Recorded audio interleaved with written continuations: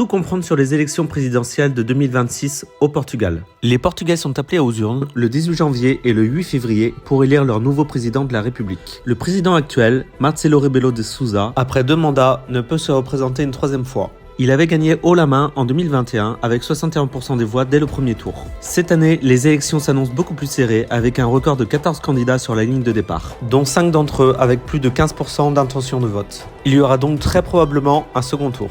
Voici la liste des principaux candidats. António José Seguro est l'ancien secrétaire général du Parti socialiste. Il revient sur la scène politique après une décennie d'absence. Il incarne la gauche modérée et promet une présidence d'unité. João Coutinho de Figueiredo représente l'Iniciativa Libérale. C'est un libéral pur sur le plan économique et social. André Ventura est le leader du parti Chega, classé d'extrême droite avec un discours anti-système et anti-immigration. Son parti est devenu la 2e force parlementaire en 2025. Henrique Gouveia e Melo est le candidat indépendant de cette élection. Amiral de la Marine, il est devenu une figure nationale très populaire en coordonnant la vaccination contre le Covid. Luís Marques Mendes est le candidat du PSD, le principal parti de droite dont est issu le président actuel. Ancien ministre et commentateur politique très influent à la télévision, il incarne la droite classique et institutionnelle.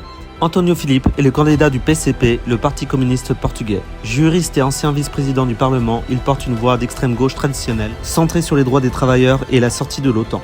Enfin, Jorge Pinto représente le Parti Livre. C'est un candidat jeune, ingénieur de formation, qui incarne une gauche écologiste et progressiste. Les paris sont ouverts. Qui selon toi va gagner les élections présidentielles de cette année ? Dis-le moi en commentaire et surtout abonne-toi pour plus de contenu sur le Portugal.